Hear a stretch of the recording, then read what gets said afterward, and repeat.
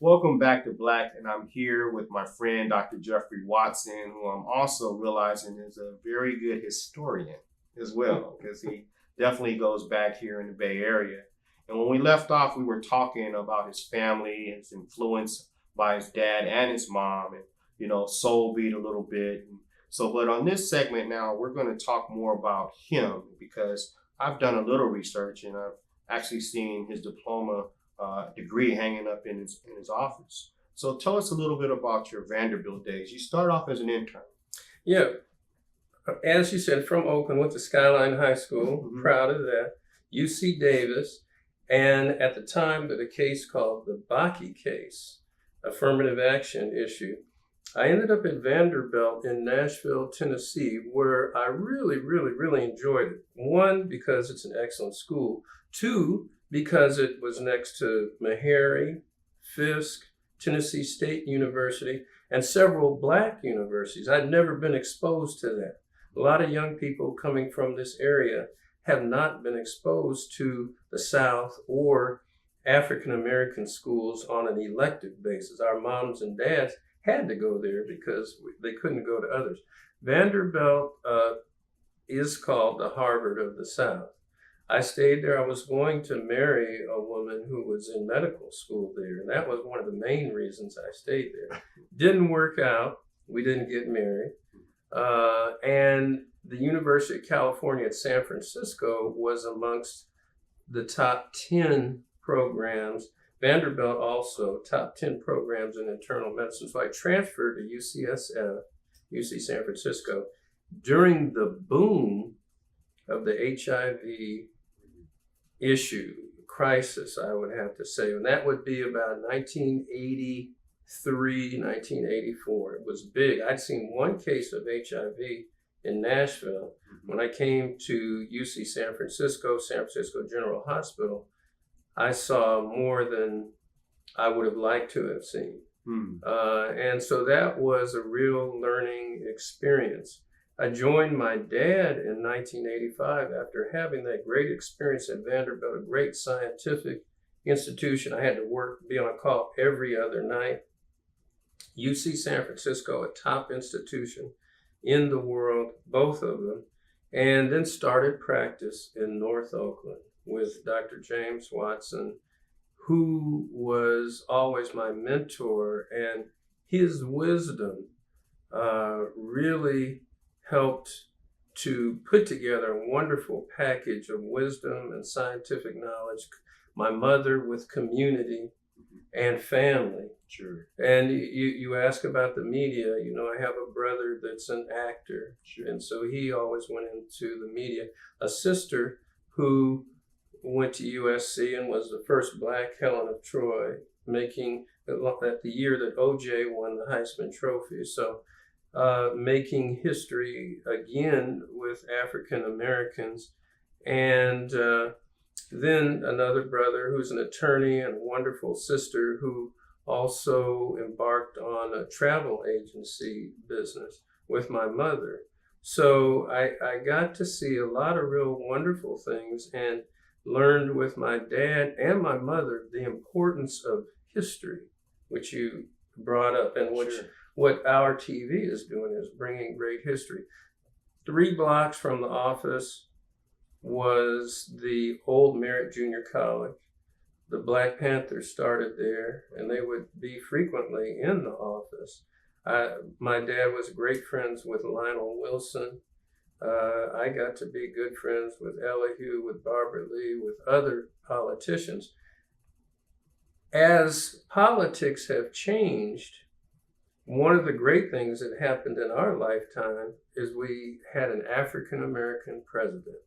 Could you ever believe that, particularly now with what we're dealing with Sure. now? Got an African American president. I truly believe, and I did shake his hand before, and I've shaken Michelle's hand, but he came up with a thought process on healthcare called the Affordable Health Care Act. Obamacare. Okay. The Affordable Health Care Act. That's what it was called. That took uninsured people, the people who are now homeless, the people who could not, particularly Black men, who could not get Medicaid or health insurance because of a variety of things, that they weren't physically disabled or mentally disabled, but they just didn't have a job. They couldn't get the insurance. He took all of those issues and allowed everyone to have access to health care and health care insurance. The Affordable Health Care Act in California expanded Medi-Cal, Medicaid. Tell the viewing audience the difference between Medi-Cal and Medicaid. Okay, so Medi-Cal or Medicaid is the insurance that typically is for a low-income person or a disabled person. Medicare, on the other hand, is for a senior over 65 or also disabled. So Medicare pays the best. Mhm. Medi-Cal pays the lowest, I see. but at least it's insurance. I see. So when the Affordable Health Care Act happened, the people who got Medi-Cal, which was everybody who wanted it, Mhm. even if you didn't have a job or even if you weren't disabled, even if you weren't baby's mama or baby's daddy, because the women used to be able to get it, but not the men. Mhm. It paid for 2 years the same amount as the Medicare. So let me give you an example. Medi-Cal might pay $20 to come to the doctor for just a follow-up visit. Medicare might pay $90 for a follow-up visit. Many people wanted to take care of the Medicare, but they didn't want to take care of the Medi-Cal, just financially. Mhm. There are also racial implications and social implications and economic implications. The Medi-Cal or Medicaid under Obamacare paid the $90 for the first 2 years. So Altabate Summit, Kaiser, Sutter, Stanford, everybody wanted the patient that previously was uninsured and poor and now had that insurance. I already took care of that patient population because many of them were our people, the disenfranchised, the people that Jesus would take care of. Right, and I noticed that when I come into your office, I normally see mostly senior citizens and it appears to be people that have low income, and you focused on that group, and that's because of the type of insurance that they have. Is that correct? Well, I focused on the type of patient that my dad had taken care of, those who really need help. Right. If you could go out and buy it, and you didn't really have to have it all the time, that's good. But what about those that can't just go out and buy it? Right. But what if they could get the best of the best to give them the best?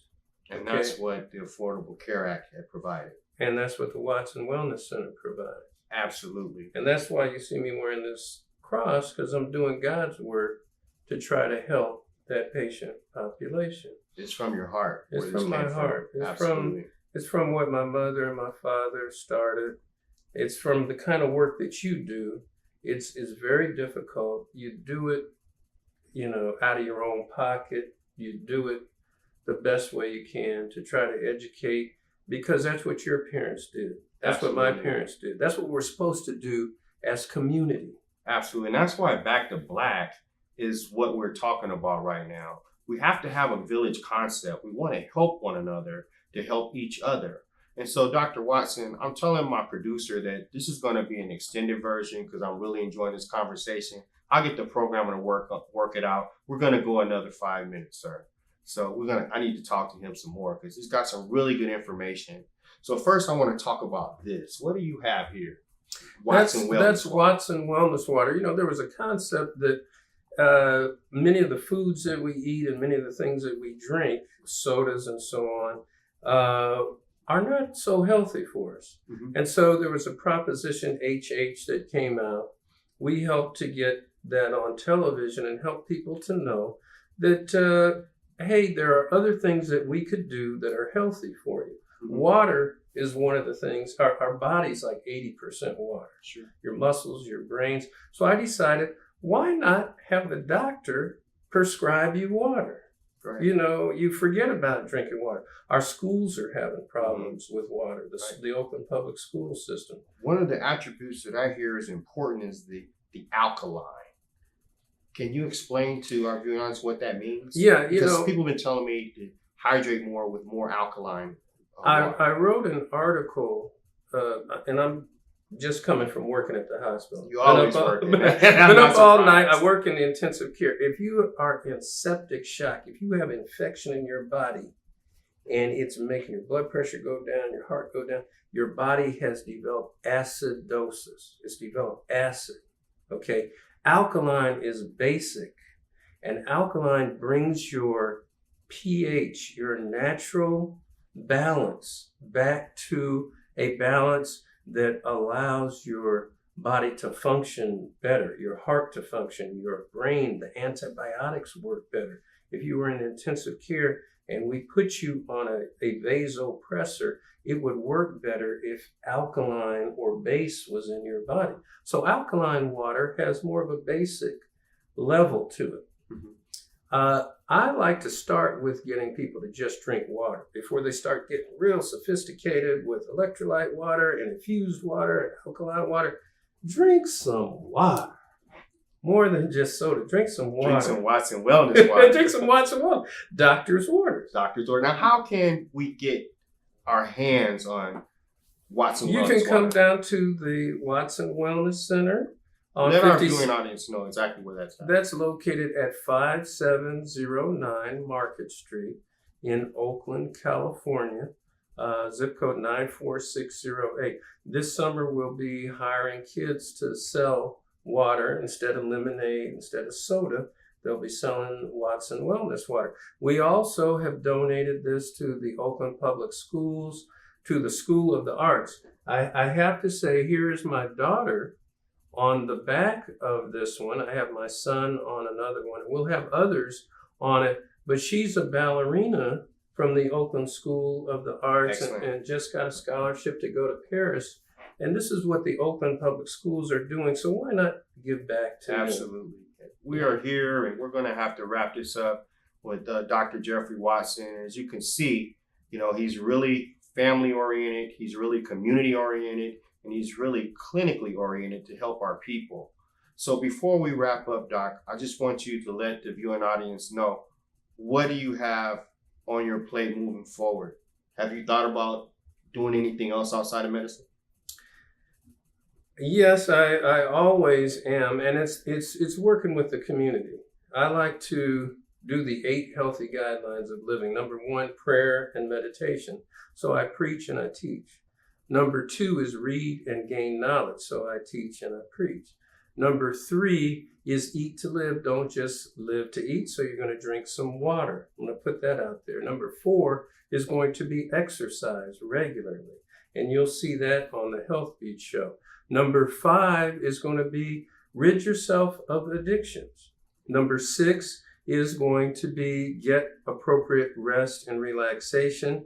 Number 7 is going to be get outside and commune with nature. So you'll see us at the lake, you'll see us walking, you'll see us out there engaging and back to black and engaging with the community. And then 8, I still am a doctor, so I'm going to encourage you to get your regular checkups, to get your blood pressure, cholesterol, HIV, your sugar checked, your prostate cancer screened, your breast cancer screened, all these types of things. So you need to go to the doctor, number 8, after the first 7 and get your regular checkups. So I will always be trying to do God's work in any vehicle that he'll let me do it, and do it with the community, and certainly do it with our community. And that's why I appreciate you having me on Back to Black, because that's what it's all about. That's what it's all about. And one of his favorite cliches, and he's a man of many cliches, if you've heard since he's been on the show, if you knew better,